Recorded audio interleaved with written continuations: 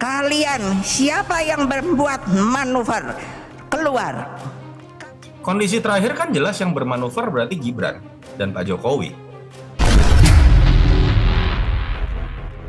Saya dalam keputusan kongres partai, makanya banyak yang selalu mau memutarbalikkan, mau menggoreng-goreng. Mengapa PDI diam saja? Untuk selanjutnya akan kami koordinasikan, akan kami tindak lanjuti bersama dengan Pak Prabowo. Sepakat mengusung Prabowo Subianto sebagai calon presiden dan saudara Gibran Rakabuming Raka sebagai calon wakil presiden dari koalisi Indonesia. Ya, benar. Besok Pak Prabowo dan Mas Gibran akan mendaftar di KPU sebagai pasangan capres dan cawapres, ya. Tentu ada masalah etis, tetapi secara formal tidak problematik. Tidak pernah mau mencalonkan seseorang bla bla bla bla bla bla. Baca Pres PDIP Ganjar Pranowo dan bakal cawapres Mahfud MD merespon kabar Gibran Rakabuming Raka menjadi bakal cawapres mendampingi Prabowo Subianto dengan mengucapkan selamat bertanding. Memang Pak Prabowo minta waktu, ya, ingin berkomunikasi dengan Ibu Mega. Ya. Kalian siapa yang membuat manuver keluar? Kondisi terakhir kan jelas yang bermanuver berarti Gibran dan Pak Jokowi. Meski setahu saya dalam ADRT PD Perjuangan, jika ada kader PD Perjuangan yang maju melalui koalisi partai lain, itu otomatis keluar dari PD Perjuangan. Ketika kemudian faktanya bahwa kalau tidak dipecat, pilihannya Gibran mengundurkan diri. Karena apa? Tidak ada di dalam PDI Perjuangan itu yang namanya main dua kaki, main tiga kaki, melakukan manuver. Tadi yang sampaikan maju tak gentar karena ada Ganjar, tidak pernah takut karena ada Pak Mahfud. Anda jadi wali kota baru 2 tahun 3 tahun kan belum teruji juga. Berbagai macam. Dan pasti kalau buat saya dibandingkan misalnya Pak Gibran jadi maju gitu Mas Gibran gitu ya. Dipanggil oleh PDI Perjuangan kan dikapitalisasi, dan kita tahu sebagian masyarakat kita ini senang dengan cerita-cerita terzolimi. Tapi kalau saya lihat, ya saya pilih Ganjar sama Mahfud lah, karena lebih teruji kan. Untuk selanjutnya akan kami koordinasikan, akan kami tindak lanjuti bersama dengan Pak Prabowo.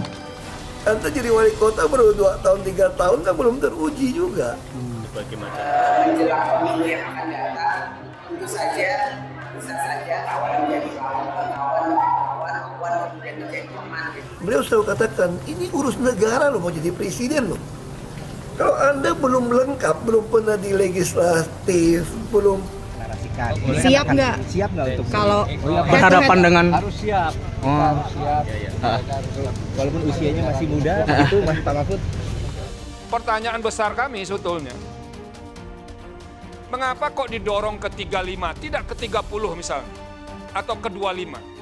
Anda belum pernah di eksekutif yang tingkat provinsi, Anda nggak ngerti jadi presiden nanti.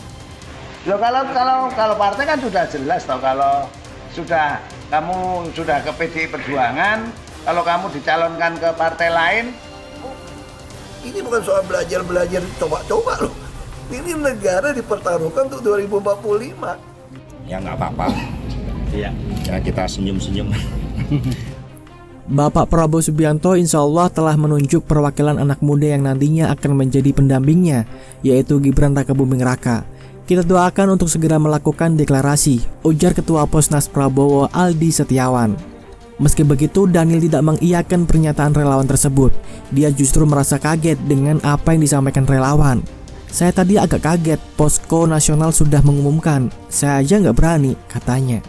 Nanti terkait dengan Wapres, biarlah Pak Prabowo yang mengumumkan dan menyimpan siapa calon wakil presiden beliau, imbuhnya. Secara terpisah, Wakil Ketua Tim Pemenangan Nasional atau TPN Ganjar Andika Prakasa merespon Wali Kota Solo yang juga kader PDIP Gibran Rakabuming Raka diusulkan sebagai cawapres Prabowo Subianto. Andika menyebut pihaknya sudah mengantisipasi kemungkinan suara pendukung akan pecah atau justru berbalik mendukung pasangan Ganjar Mahfud MD. Oh iya, yaitu termasuk yang dibicarakan terkait antisipasi. Bukan hanya misalnya internal yang kemungkinan akan pecah, tapi juga kan bisa saja eksternal yang tadinya secara tradisional bukan pendukung sini, bisa saja kemudian jadi pendukung kita, kata Andika. Dalam keputusan kongres partai, makanya banyak yang selalu mau memutarbalikkan, mau menggoreng-goreng. Mengapa PDI diam saja? Untuk selanjutnya akan kami koordinasikan, akan kami tindak lanjuti bersama dengan Pak Prabowo. Sepakat mengusung Prabowo Subianto sebagai calon presiden dan Saudara Gibran Rakabuming Raka sebagai calon wakil presiden dari koalisi Indonesia. Ya, benar. Besok Pak Prabowo dan Mas Gibran akan mendaftar di KPU sebagai pasangan capres dan cawapres, ya. Tentu ada masalah etis, tetapi secara formal tidak problematik. Tidak pernah mau mencalonkan seseorang, bla bla bla bla bla bla. Andika menilai ada kemungkinan suara pendukung terpecah jika hal itu terjadi. Namun dia mengatakan hingga saat ini dinamika politik di tanah air masih berlangsung. Ya itu kan semua itu pasti kalau soal mungkin ya mungkin. Tapi ya nanti kita lihat sejauh mana. Kan dinamika juga berubah juga semuanya, ujar Andika. Jadi bukan hanya misalnya objeknya yang berubah, tapi juga pemain-pemain ini mungkin akan mengalami perubahan. Ya kita lihat nanti deh sambungnya. Diketahui Gibran Rakabuming Raka diusulkan oleh Partai Golkar sebagai baca pres Prabowo. Usulan itu disampaikan Ketum Partai Golkar Airlangga Hartarto dalam sambutannya. Berdasarkan hasil pertemuan dengan para ketua DPT tadi malam Pak, kami rapat cukup lama. Cukup hangat tapi semuanya konsensus mengusulkan. Saya tanya dulu mengusulkan dan mendukung Mas Gibran Rakabuming Raka untuk kita pasangkan dengan Pak Prabowo sebagai baca pres Republik Indonesia, kata Airlangga.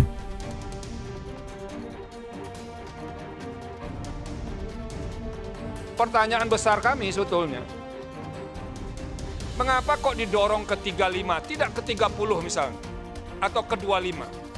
Sepakat mengusung Prabowo Subianto sebagai calon presiden dan Saudara Gibran Rakabuming Raka sebagai calon wakil presiden dari koalisi Indonesia. Pasti kalau buat saya dibandingkan misalnya Pak Gibran jadi maju gitu Mas Gibran gitu ya. Dipanggil oleh PDI Perjuangan kan dikapitalisasi, dan kita tahu sebagian masyarakat kita ini senang dengan cerita-cerita terzolimi. Tapi kalau saya lihat Pak, kan sempat muncul isu Mahkamah Keluarga. Tanggapan Pak Wali sekarang terhadap mereka yang munculin tentang tidak ada Mahkamah Keluarga. Tidak perlu dipleset-plesetkan seperti itu, nanti warga resah. Ini loh, kita kan jangan saya yang berkomentar. Silakan juga pakar hukum yang menilainya. Saya tidak ingin memberikan pendapat atas putusan MK, nanti bisa disalah mengerti seolah-olah saya mencampuri kewenangan yudikatif. Ya, kabarnya kan ada penolakan dari pihak MK. Ya enggak apa-apa. Kalau keputusan MK ya tanya MK.